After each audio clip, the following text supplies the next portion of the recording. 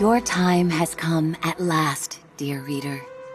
While we began this tale long ago, we hope it is yours to finish. But this story is not yours alone. No, it is tied to another. And the journey you take together could change the fate of both our worlds. Shall we begin? They called it the Cinder Night. What came from those dark, starless skies would change the world of Moss forever. The peace that had settled across the land was broken by an unconquerable nightmare. And that night, the animals nearly met their end. First, they killed the king. A winged creature broke from the shadows and plucked him from his royal bedchamber high atop the tallest tower. Next, the serpent Sarfog and the armies of the arcane tore up from the underworld. They ravaged the castle in search of that which gave the king power beyond understanding, one of the fabled glass relics.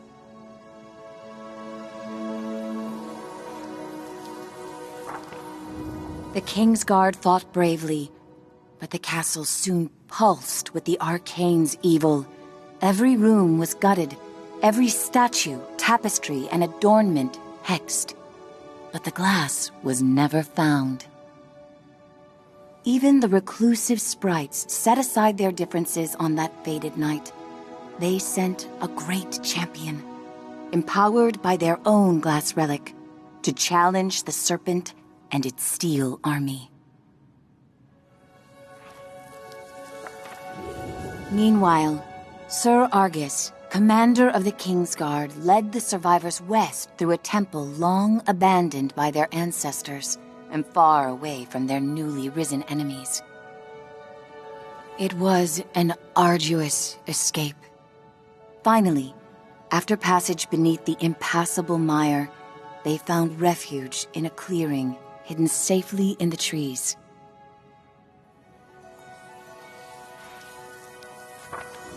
Argus charged back to join the sprite champion at the mire's edge.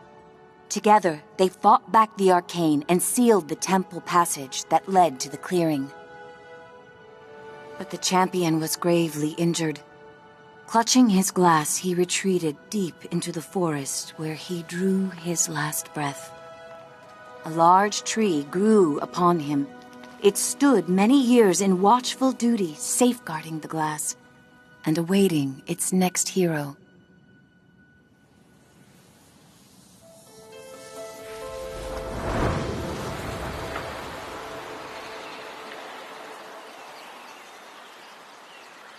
That hero, albeit an unlikely one, did arrive at a time she'd be needed most.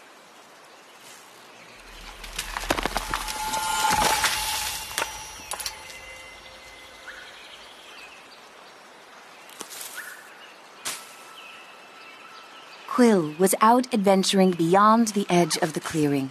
Dusk was creeping in, but she wondered what she might find if she went just a little farther.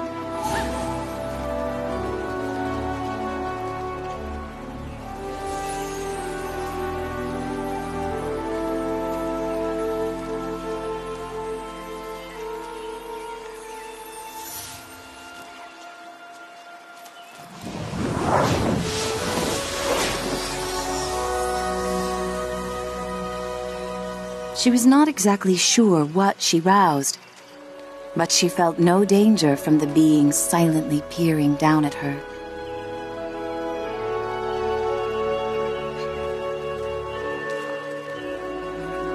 Quill had to hurry. The village gates would soon close, and night would follow.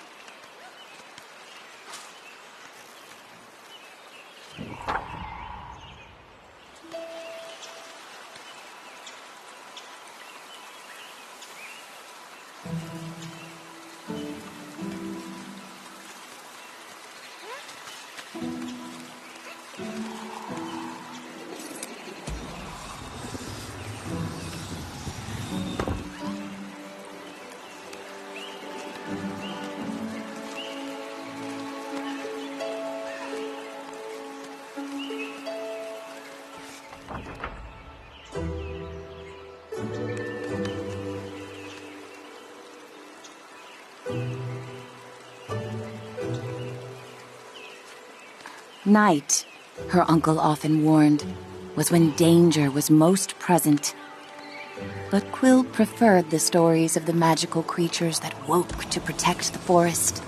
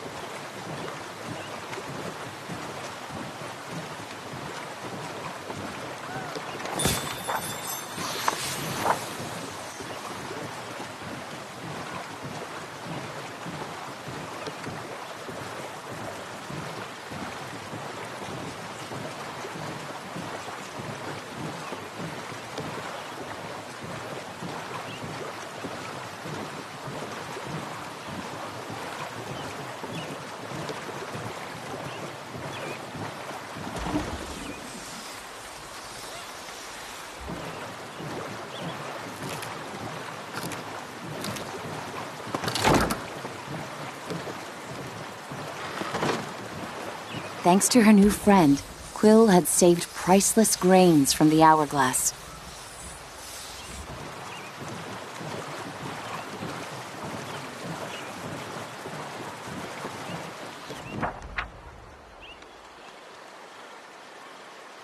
She raced to the door of the cottage she shared with her uncle, hoping once he saw her discovery, he'd lose himself in tales of its legend.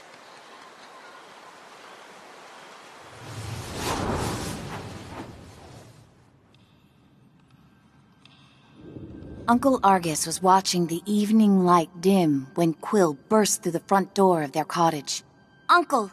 Uncle, there's something you have to see! Out past the bell again, he scolded.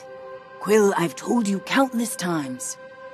I know, Quill replied, crestfallen. I didn't mean to worry you, but I found something strange and magical.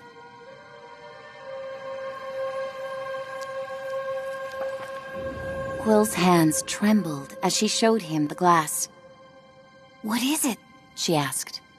A look of panic spilled over her uncle's stoic exterior. Where did you find this? Roared Uncle Argus. Quill had never seen her uncle so shaken.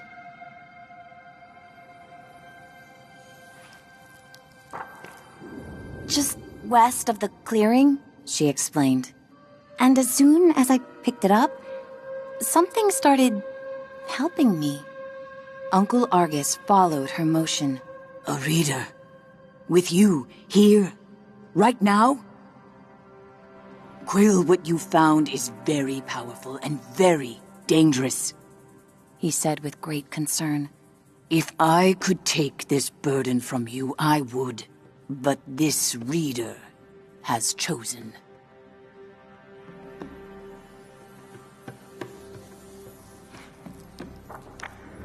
Even with the moon full and bright, I must go right away. Quill pressed. Where are you going? I can help. We can help. No, he snapped.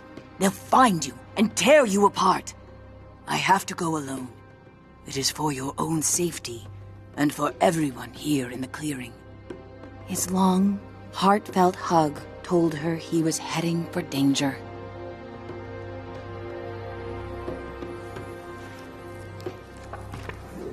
I'll be back before midnight. Until I return, I need your word you will not leave the clearing with that glass. Promise me, Quill. I promise, she said reluctantly. wondering where her uncle was going so deep into the night.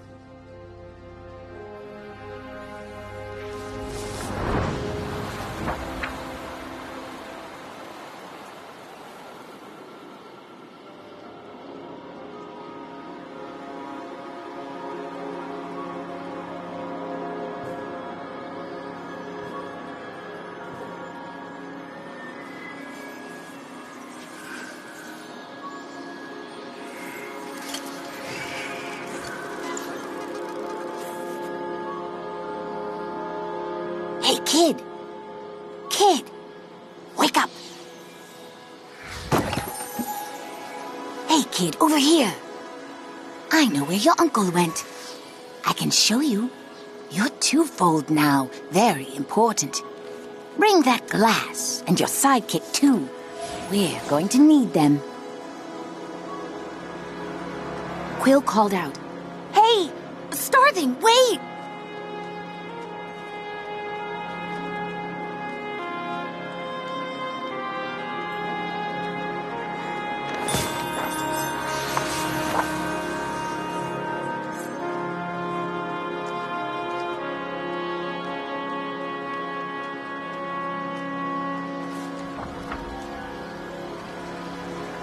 Quill had never met a Starthing. In campfire stories, they often meddled in the lives of mortals. And when they appeared, mischief followed.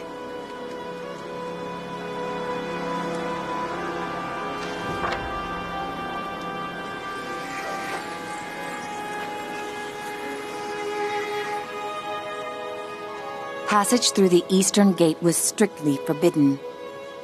But despite her promise, Quill knew in her heart that Uncle Argus needed her.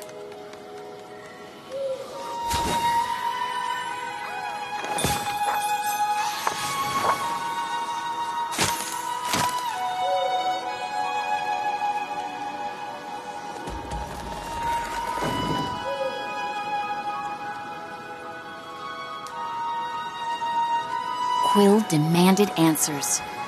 Starthing, you can't just barge in here with your riddles. Where is he? What do you know? The trouble your uncle's heading for is the kind only you and that silent giant up there can get him out of.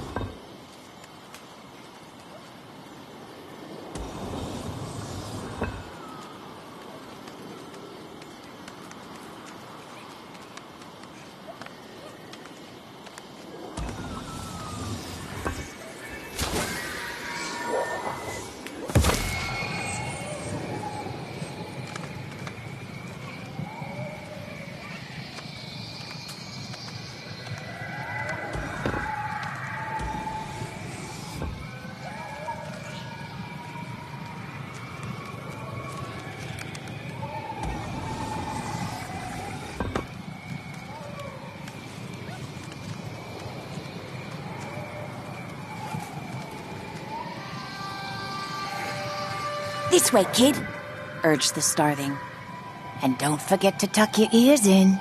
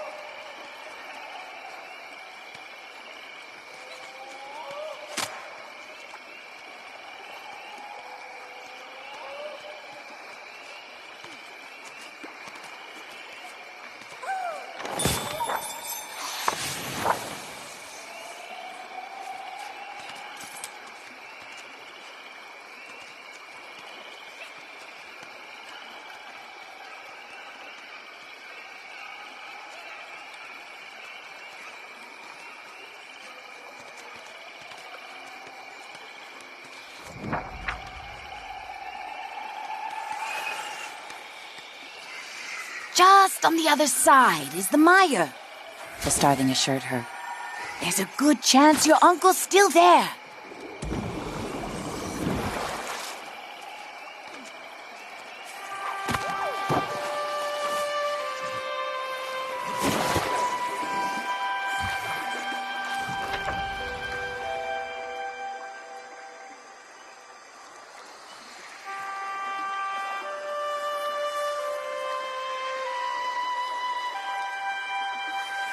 Did you hear that?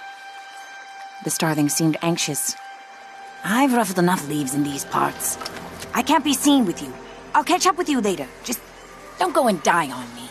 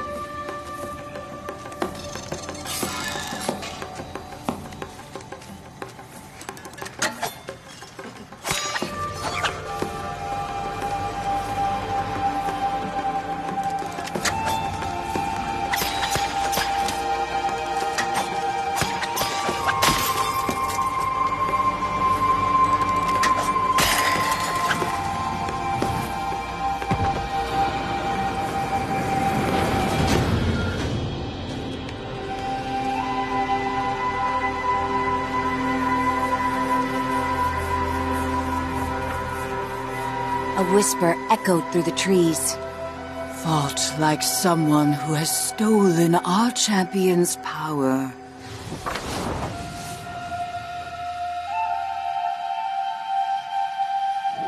A small, yet fantastical band of sprites emerged, surrounding Quill. I'm Veda, root seer of the mire, and you have crossed into our domain.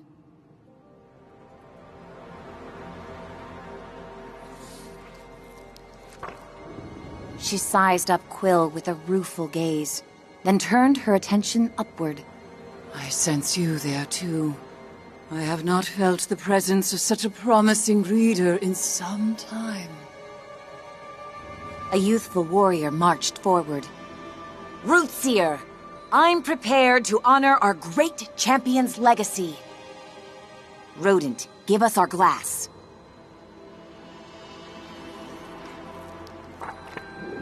Quill stepped closer. Where is my uncle? If you've hurt him... Silence! Veda thundered back. It was Argus who summoned us here, and now I see why. Young one, I'm afraid the trees hum of attack.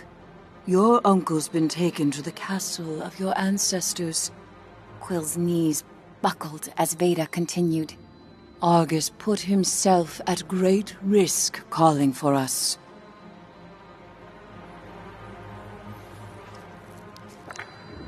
Your uncle once took a solemn oath to protect the glass of your fallen king. He is the only one left who knows where it's been hidden.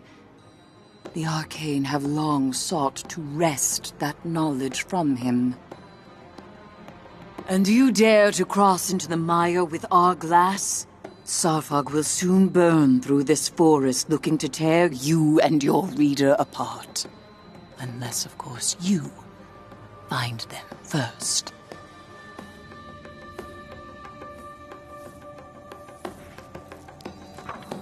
Take these. Weapons made for the mighty champion who died so that your people could live. Quill felt its otherworldly power course through her. Find your uncle, Twofold, before the serpent and its masters break him. The warrior fumed. Our glass with her? Rootseer! She's minuscule! Come now. The reader has chosen its hero. We must let their story unfold. Veda replied with a frost of finality, and vanished into the shadows of the mire.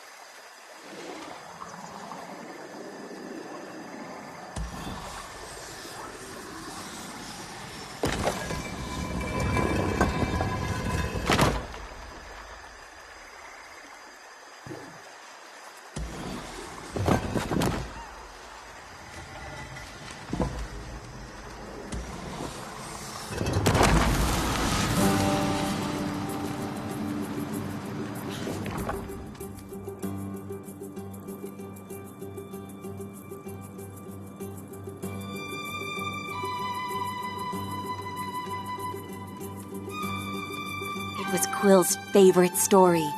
How Sir Argus fought beside the Sprite Champion to seal this temple from the arcane, and secured the survival of their kinds.